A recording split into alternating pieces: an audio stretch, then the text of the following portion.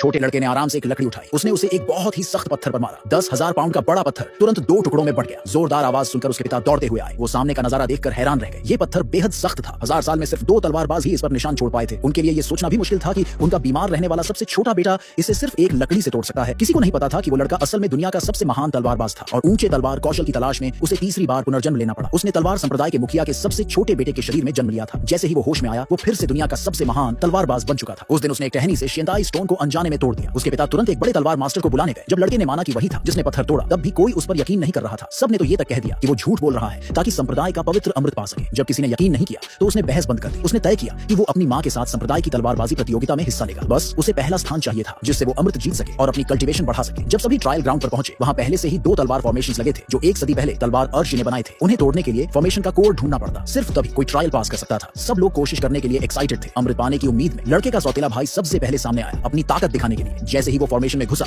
वहां की 3 पत्थर की मूर्तियां एक सीधी लाइन में आ गई। एक खाली हाथ में अचानक तलवारों की एक जोड़ी प्रकट हो गई। वो तेजी से आगे बढ़ा, मूर्तियों द्वारा फेंकी गई सारी तलवारें गिरा दी और फिर उसने फॉर्मेशन का कोड ढूंढकर उसे तोड़ दिया। पहली फॉर्मेशन उसने जल्दी ही क्रैक कर ली। हालांकि उसने पहली आसानी से पार कर ली। सभी को चिंता थी कि क्या वो दूसरी भी पार कर पाएगा, क्योंकि जब तलवार अमर जवान था तब भी उसे दूसरी फॉर्मेशन तोड़ने में 7 बार लग गए थे। उन्हें ये नहीं पता था कि जिसने ये फॉर्मेशंस बनाई थी वो वही लड़का था जो भीड़ में खड़ा था। जब उसने देखा कि लोग उसके कैजुअली बनाए गए फॉर्मेशंस को खजाने जैसा ट्रीट कर रहे हैं तो उसने सिर हिला दिया। तभी पत्थर की मूर्तियों की आंखों से रेड लाइट निकलने लगी। पहली 3 मूर्तियां तुरंत बदलकर 5 बन गई। ये थी दूसरी सोर्ड फॉर्मेशन। जैसे ही कोड सामने आया, बड़े भाई ने अपनी तलवार उठाई और फॉर्मेशन तोड़ने की कोशिश करने लगा। पिता को अपने बड़े बेटे पर गर्व होने ही वाला था कि तभी छोटा लड़का बोला कि उसके भाई को ये फॉर्मेशन तोड़ने में कम से कम 10 बार लगेंगे। और जैसा उसने कहा था वैसा ही हुआ। उसका भाई थक गया लेकिन फॉर्मेशन नहीं तोड़ पाया। ये देखकर पिता थोड़ा परेशान हो गया। आखिर में बड़े भाई को अपनी अल्टीमेट मूव यूज करनी पड़ी फॉर्मेशन तोड़ने के लिए। जब उसने 11 बार में फॉर्मेशन तोड़ी तब पिता ने चैन की सांस ली और कहा कि उसका बेटा नई जनरेशन में सबसे स्ट्रॉन्ग लोगों में से एक है। साथ खड़ी बहन को अचानक एहसास हुआ कि छोटे लड़के की बात बिल्कुल सही थी। जैसे ही फॉर्मेशन टूटा, भाई ने सबसे पहले उस छोटे लड़के को चैलेंज लेने के लिए भेजा। मां को लगा कि उसका बेटा कमजोर है और उसने कभी तलवार की प्रैक्टिस नहीं की। अगर वो अंदर गया तो मर जाएगा, इसलिए मां ने तय किया कि वो उसकी जगह जाएगी। सौतेली बहन जानती थी कि मां और छोटे भाई की केयर करने में उसने कई साल निकाल दिए थे और वो खुद ढंग से तलवार चलाना नहीं सीख पाई थी। अगर वो यूं ही लड़ने चली गई तो वो पक्का मर जाएगी। इसलिए बहन मां को मरते नहीं देखना चाहती थी और उसने पहले जाने का फैसला किया ताकि वो खुद तरीका दिखा सके। मां ने तुरंत हाँ कर दी। फिर बहन ने तलवार निकाली और हवा में उड़ गई। उसने मां को मंत्र सिखाया और फिर सीधा तलवार कोर में घुसा दी। पल भर में पहली फॉर्मेशन आराम से टूट गई। फिर 3 मूर्तियां